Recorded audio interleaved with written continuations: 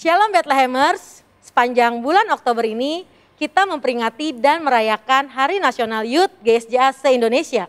Dan tema Harnas Youth tahun ini adalah Real Battle, pertempuran nyata atau pertempuran yang sesungguhnya.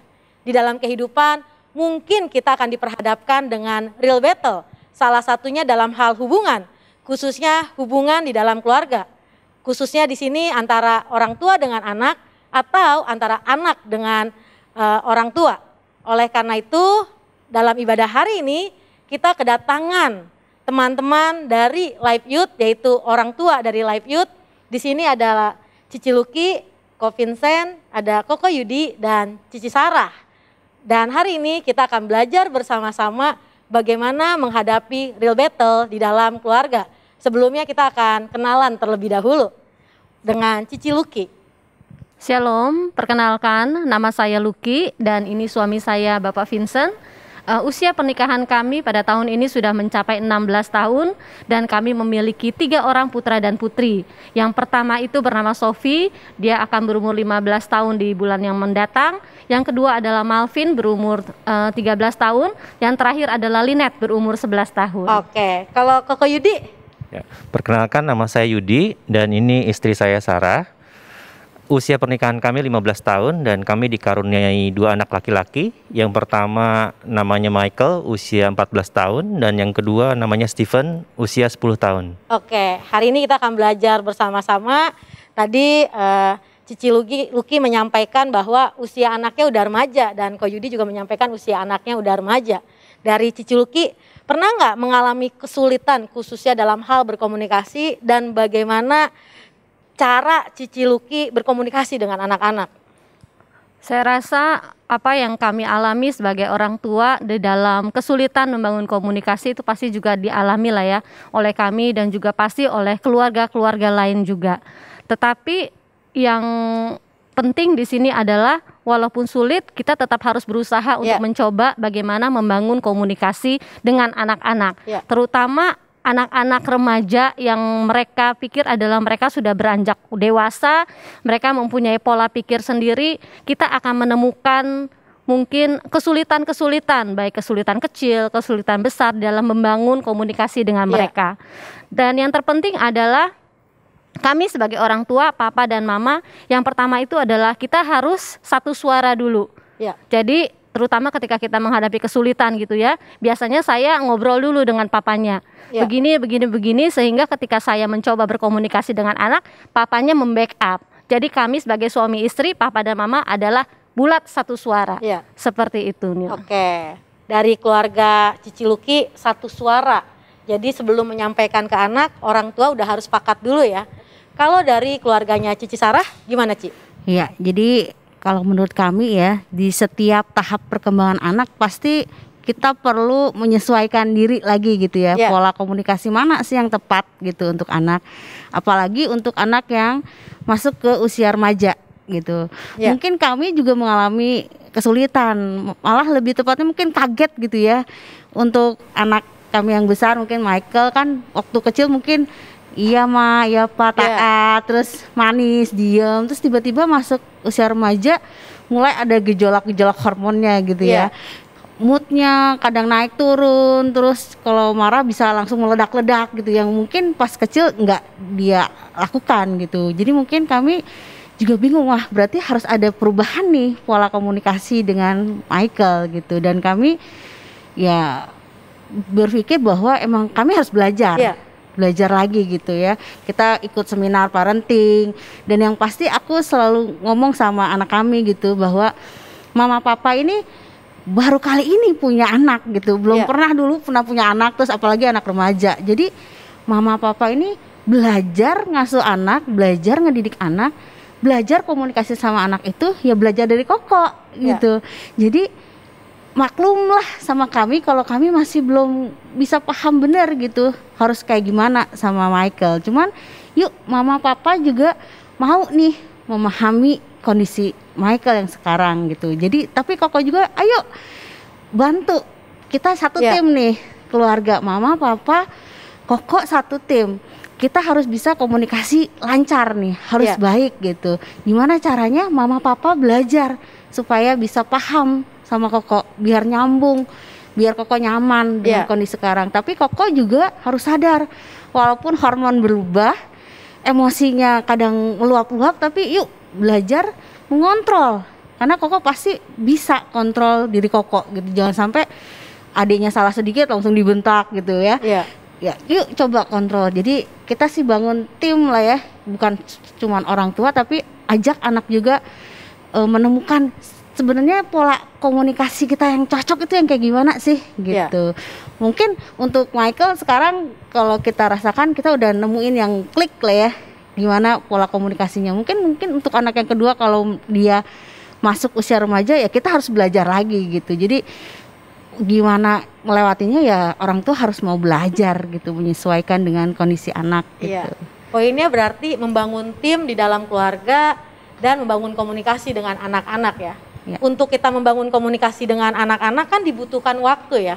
Kalau dari Koko Yudi, ada nggak sih waktu khusus Koko, Cici bersama dengan anak-anak? Waktu khusus pasti ada.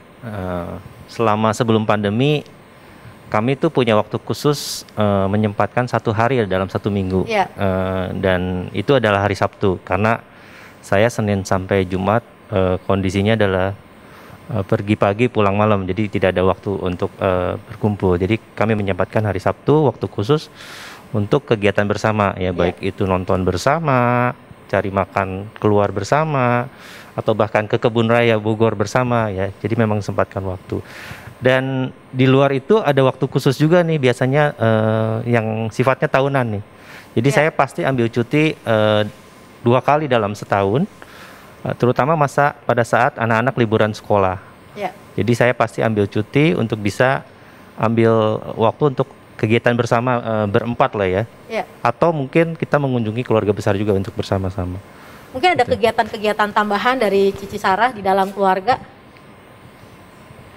Ya, mungkin lebih ke pas kondisi pandemi sekarang ya. Ini kan jadi menguntungkan untuk kami bukan karena pandeminya ya, tapi Ko Yudi yang dulu asalnya pergi anak-anak masih tidur, pulang anak-anak udah tidur. Sekarang kan bisa full ketemu 24 jam gitu setiap hari dengan anak-anak. Jadi makin banyak waktu yang bisa kami luangkan bersama gitu. Udah pasti mulai pandemi ini tuh puji Tuhan kami bisa doa bareng tiap pagi dan malam gitu berempat.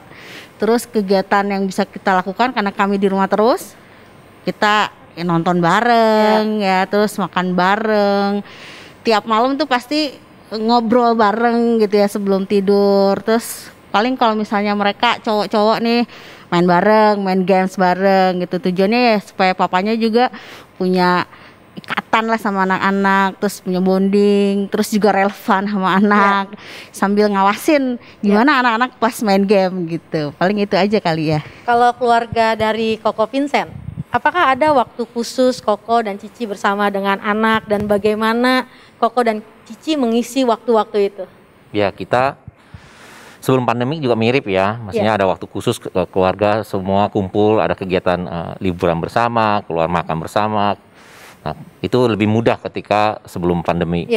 Tapi setelah pandemi kita mulai juga ada kegiatan-kegiatan bersama, tetapi mungkin nggak ada yang bareng-bareng semua sama, seperti misalnya kita baca Alkitab bersama, lalu menghafal Alkitab 1 ayat, kemudian kita seru-seruan gitu ya, terus bergantian doa, mesbah keluarga lah begitu.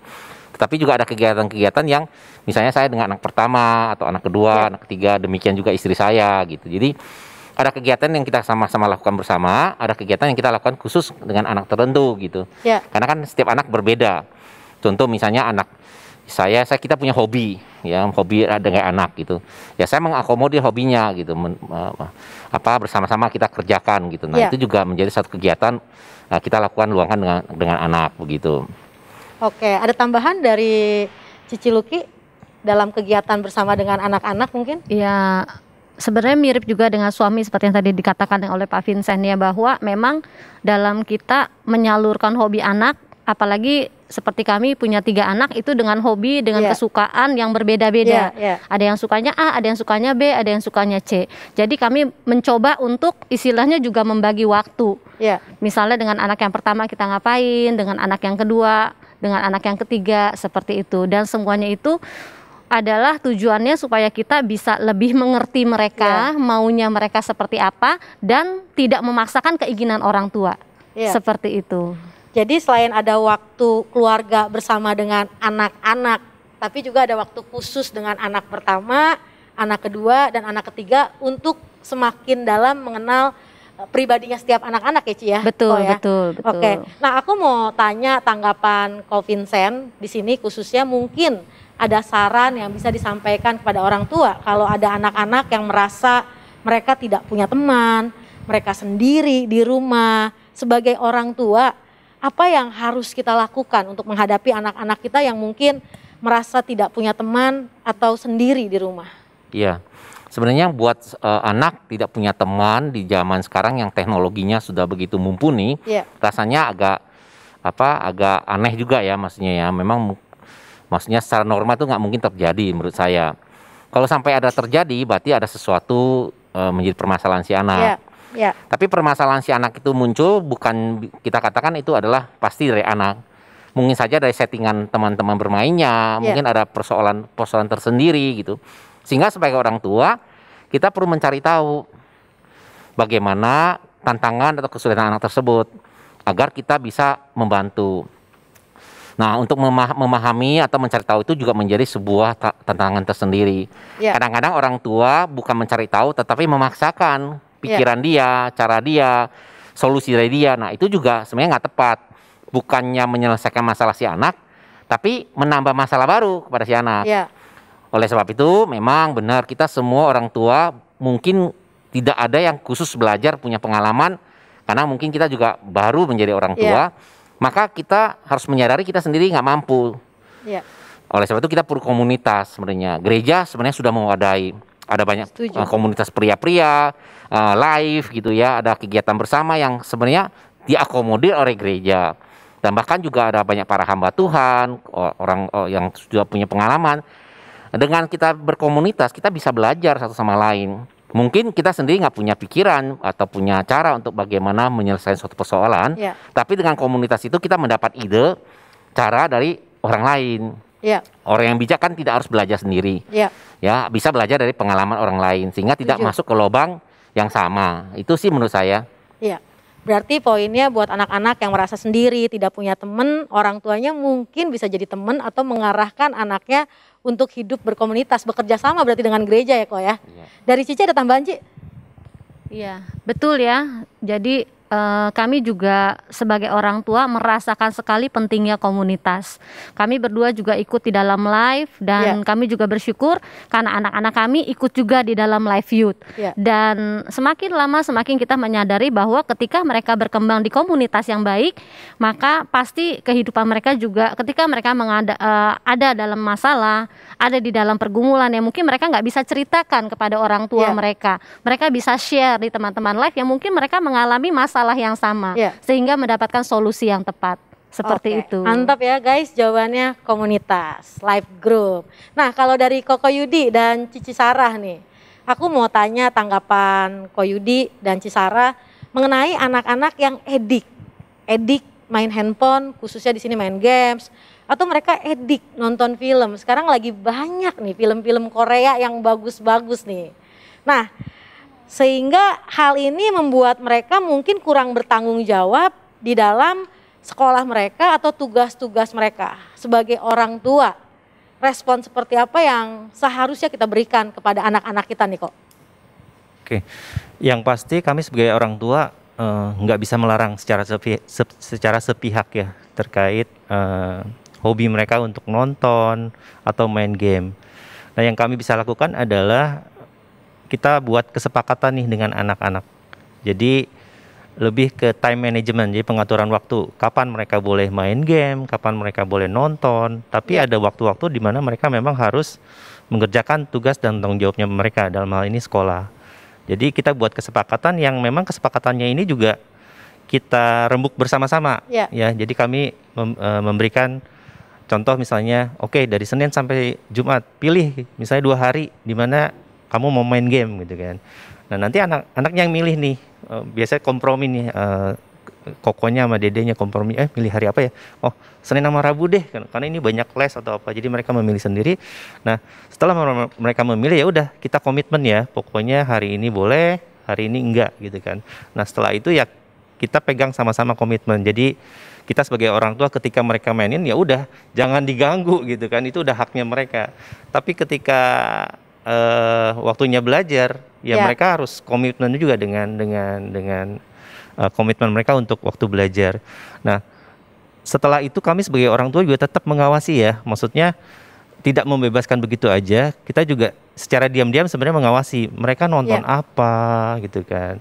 Terus mereka juga main game tuh sama siapa, bagaimana percakapan mereka dengan teman-temannya. Itu juga kami awasi sehingga kami memastikan bahwa mereka tidak terbawa ke pengaruh yang buruk atas hobi mereka. Ya. Oke, ada tambahan mungkin dari Cici Sarah? Ya, jadi apalagi kalau untuk usia remaja gitu ya, kadang kita nggak bisa ngasih perintah istilahnya, nggak boleh main. Mereka harus tahu alasannya kenapa, gitu nggak boleh. Nah, yang penting itu bukan masalah nggak boleh main atau harus belajar, kan harus seimbang nih ya, kewajiban dan haknya itu harus seimbang gitu supaya mereka juga menikmati. Apalagi sekarang kan pandemi di rumah terus gitu ya, kalau kita nggak bolehin nonton, nggak boleh main, emang mama papa ngasih solusi apa? Aku suruh ngapain gitu. Kan kita harus tahu nih. Jadi kita harus kasih alasan kenapa nih waktu bermainnya dibatasi gitu.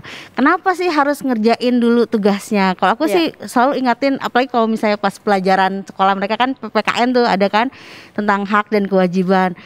Kan di pelajaran juga kan jelas gitu. Kita harus mendahulukan kewajiban baru menerima hak. Nah, itu kan kita bisa ajarin, berarti kamu harus mengamalkan nih pelajaran kamu bahwa kamu harus mendahulukan kewajiban kamu belajar. Hak kamu ya mungkin kamu bisa santai main, tapi ada waktunya. Kenapa? Kita harus kasih alasan-alasannya. Dan yang aku dengar tadi yang drama Korea nih ya, jadi aku ingat bahwa nggak cuman kita ke anak aja ngasih tahu gitu, ngajarin, tapi kita juga harus kasih teladan. Setuju. Aku juga suka drama Korea gitu ya. Tapi anak-anak bisa lihat, oh mama nonton Korea kalau kerjaannya udah beres semua. Enggak kerjaannya ditunda, tunggu mau nonton dulu kan enggak gitu. Jadi dia lihat, oh iya, mama papa juga melakukan kewajibannya dulu, baru tuh bisa santai-santai gitu. Dengan keteladanan kita itu akan jadi ditiru juga sama anak-anak gitu. Jadi kita ngasih tahu sama mereka alasannya apa nih kita membatasi, tapi kita juga kasih teladan gitu. Jangan sampai kita melarang anak tapi kita juga sendiri main gitu, nonton terus gitu ya. Gitu mungkin. Penting berarti ya memberikan teladan di dalam rumah kepada anak-anak dan memberikan alasan kenapa kita membuat aturan ini. Tadi juga Ko Yudi bagus tuh sampein poinnya, membuat aturannya bersama, berdiskusi dengan anak-anak dan dilakukan secara bersama-sama di dalam rumah. Nah nih kok, anak-anak kan nggak lepas dari kesalahan ya. Bagaimana cara Koko menegur anak-anak mungkin ketika mereka melakukan kesalahan, atau cara Cici menegur anak-anak ketika mereka melakukan kesalahan? Ya, mungkin lihat sikonnya juga kali ya. Kita lihat juga kesalahannya fatalkah atau enggak gitu kan, kita bisa lihat ya. Dan kalau misalnya fatal banget gitu ya, kita bisa langsung tegur. Kalau misalnya enggak, kita tunggu dulu reda, terus baru kita panggil. Nah, dan buat kami yang penting itu kan kalau negur kadang orang tua itu cenderung ke konotasinya marah ya. Jadi intinya itu bukan marahnya, tapi gimana anak itu tahu nggak sih dia itu salah. Terus salahnya apa? Kenapa itu salah? Terus gimana nanti supaya nggak salah lagi gitu. Jadi jangan sampai kita udah marah-marah panjang, terus anaknya nggak sadar emang salah ya gitu. Di sebelah mana salahnya gitu ya. Jadi kita perlu nanya dulu, komunikasi lah, tanya. Kok tahu nggak tadi salah? Kalau misalnya dia tahu, kenapa coba itu salah? Kan jadi kita ngegali dari dia sendiri, dia sadar nggak gitu. Kalau misalnya dia nggak sadar, nggak tahu, ya kita kasih tahu salahnya karena ini loh kok. Terus kita ajak dia buat belajar, kalau salah berarti harus minta maaf. Ya.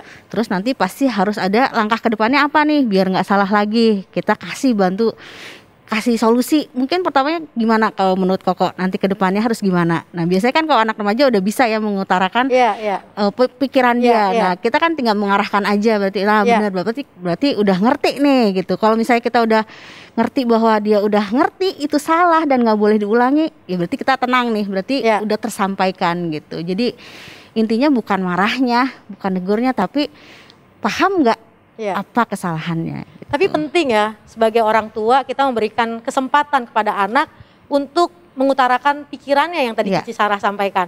Mungkin dari Cici Luki, Cici mungkin punya pengalaman bersama dengan anak. Benar yang dikatakan Sarah tadi, tapi selain itu juga ketika saya melihat ada tindakan atau sikap anak yang salah, saya bukan hanya, saya juga suka terjebak sih di dalamnya, tetapi saya berusaha untuk tidak memberi pertanyaan yang bersifat judgmental, yaitu menyatakan, kamu salah di sini ya, seperti itu. Tetapi saya mencoba juga untuk melihat mengapa dia melakukan hal itu, latar belakangnya itu seperti apa sampai ada kejadian seperti itu. Misalnya contoh kecil lah, taruh charger sembarangan, taruh charger. Terus biasanya kan kalau kita orang tua suka marah-marah, kenapa sih Koko taruh ini di sini? Tapi padahal ketika ditanyakan kenapa kok di sini ya taruhnya, dia bilangnya oh si Dedek mau pinjem seperti itu. Jadi makanya tidak ditaruh di tempat yang seharusnya. Jadi alangkah baiknya sebelum kita memberikan label kepada anak kita, yang saya juga sering terjebak di dalamnya, kita bertanya dulu kenapa ini bisa terjadi, sehingga kita bisa memahami mengapa ada kejadian seperti itu tanpa harus langsung menyalahkan dia. Setuju dengan apa yang Cici Luki sampaikan. Nah, aku mau tanya nih tanggapan Ko Vincent, mungkin di usia tertentu ada anak-anak yang mungkin emosinya nggak stabil ya kok ya, sehingga membuat anak-anak nih kayak agak berontak lah ketika mungkin mereka mengalami perbedaan pendapat dengan orang tua mereka. Nah, sebagai orang tua, respon seperti apa sih kok yang harus kita berikan terhadap anak-anak yang suka berontak ini kok? Kalau menurut saya sih, pertama kita harus menyadari bahwa setiap orang nggak suka dengan respon pemberontakan. Kita cenderung akan tidak terima. Jadi respon kita pasti akan muncul adalah mungkin menyerang balik atau merespon langsung otomatis terhadap respon pemberontakan tersebut. Tapi sesungguhnya itu adalah respon yang salah. Karena kita langsung terpancing dengan sesuatu yang menurut kita nggak baik. Padahal pasti anak punya alasan kenapa dia memberontak. Dia pasti ada pemikiran-pemikiran tertentu. Dan pemberontakan itu bukan hanya dilakukan oleh anak. Sebenarnya kita juga sebagai orang dewasa, ketika kita nggak menyetujui sesuatu, kita akan juga menyatakan ketidaksetujuan kita. Cuman karena anak nggak berdaya, atau cara dia meresponnya mungkin karena masih remaja, lebih meledak-ledak, lebih emosional, sehingga kita langsung udah judgmental langsung, oh salah nih gitu. Jadi menurut saya cara menghadapinya adalah kita mesti set our mind dulu, pikiran kita dulu bahwa anak-anak remaja itu adalah waktu mereka bersuara, mereka berpendapat, sehingga cara mereka merespon mungkin belum dewasa, sehingga perlu waktu. Sehingga kita ya jangan terpancing, ya memang kecenderungan kita terpancing ya, termasuk saya juga masih terpancing gitu. Langsung, kok begitu? Ya, ini kurang ajar, ini nggak benar gitu. Nah, itu yang mesti kita sadari bahwa nggak seperti itu sebenarnya. Ketika ternyata kita duduk bersama, kita bicarakan bersama-sama, kita kupas masalahnya, kita menemukan ternyata dia ada pikiran tertentu yang nggak 100% salah-salah banget gitu. Dan kita mulai mengerti sebenarnya ada alasan buat dia melakukan itu. Alasan itu aja kita nggak lihat gitu, kita nggak sadar.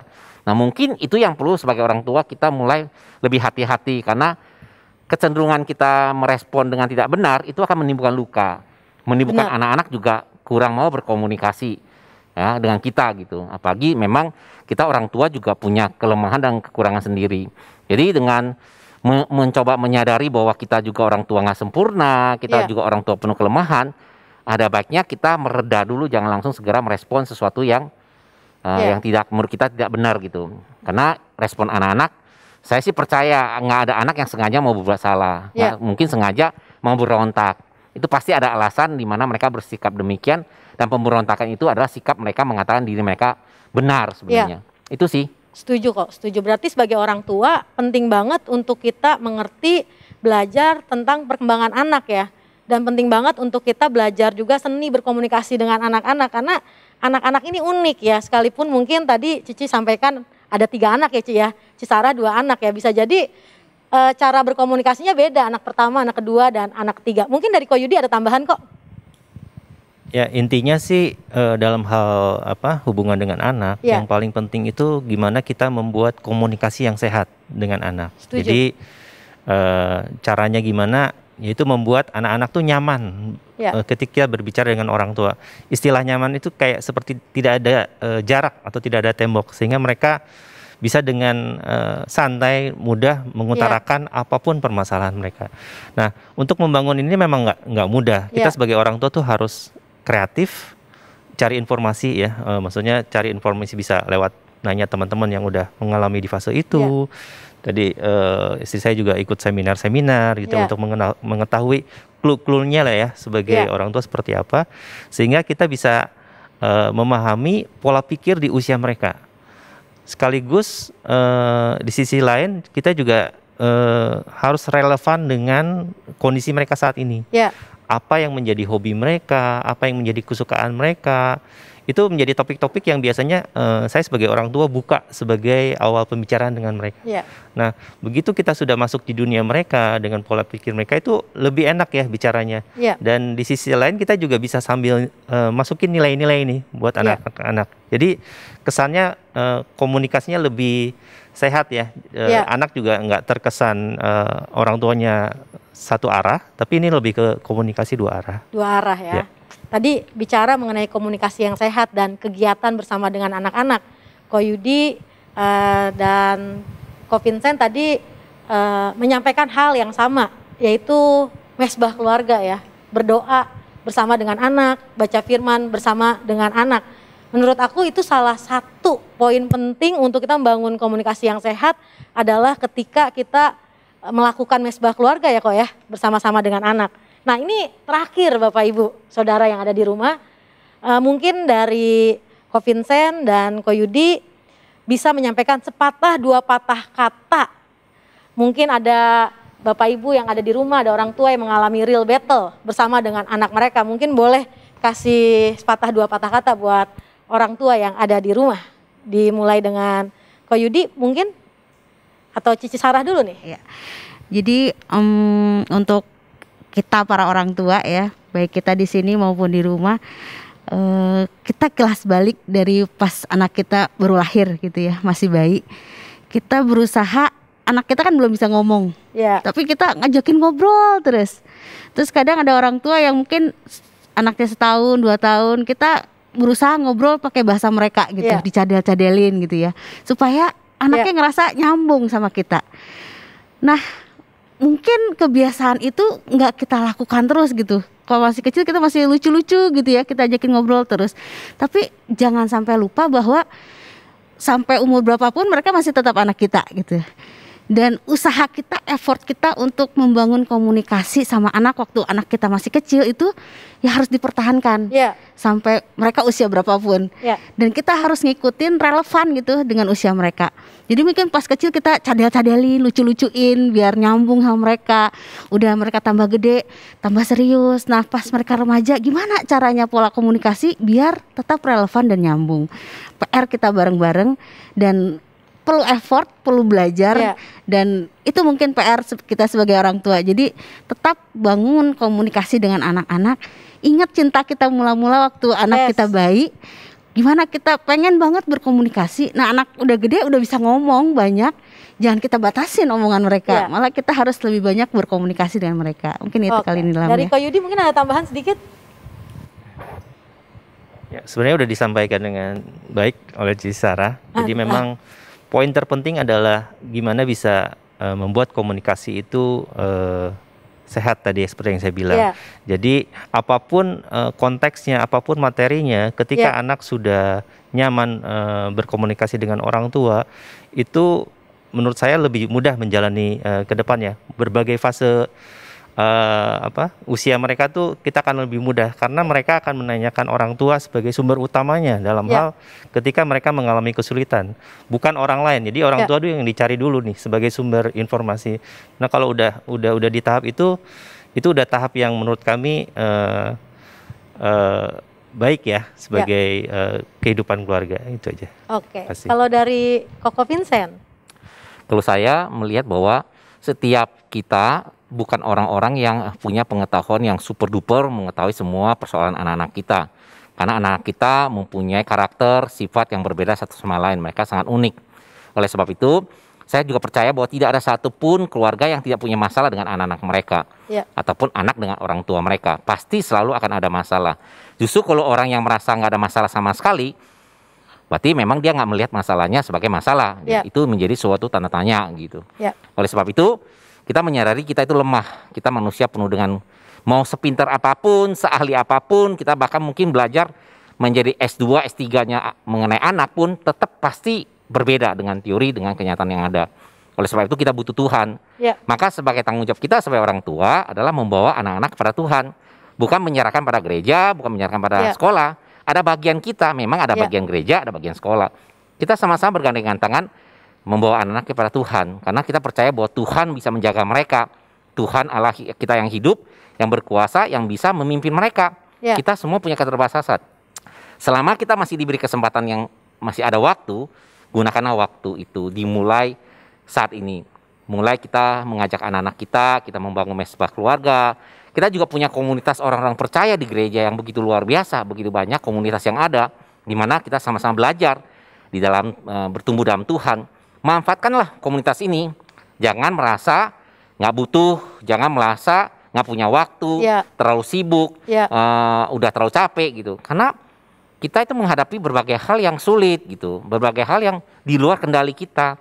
Dengan bersama-sama kita akan dikuatkan. Kalau kita sendiri kita akan lemah. Itu sih saran saya. Dari Ciluki mungkin ada sedikit. Mungkin setelah penjelasan yang sudah sangat jelas tadi, saya hanya ingin menambahkan satu, yaitu dalam berhubungan dengan anak, selain komunikasi kita juga memerlukan yang adanya bonding atau ikatan. Dan itu bisa disampaikan dengan berbagai cara. Kalau saya pribadi kepada ketiga anak-anak saya, walaupun mereka sudah besar, pagi atau malam sebelum mereka tidur, pasti saya akan cium kening mereka. Yang besar sih kadang-kadang, apaan sih mami, nggak seperti.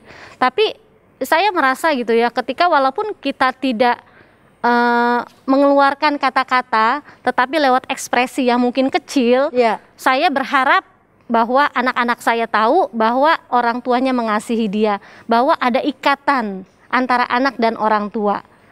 Dan itu terus saya usahakan, saya lakukan. Walaupun mereka sudah besar, kan kita tahu sendiri ya, anak-anak ABG aja kadang-kadang suka malu kalau sama orang tuanya.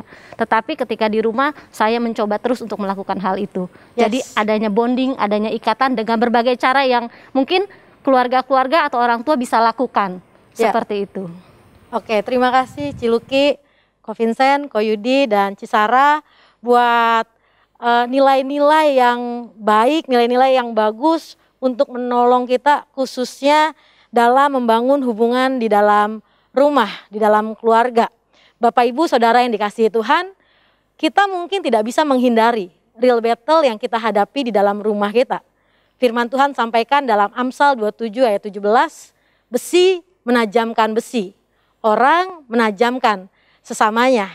Oleh karena itu, respon kita terhadap real battle yang kita hadapi di dalam rumah, itu akan menajamkan hubungan kita dengan keluarga kita, anak-anak kita, serta orang tua kita. Terima kasih, Tuhan Yesus memberkati.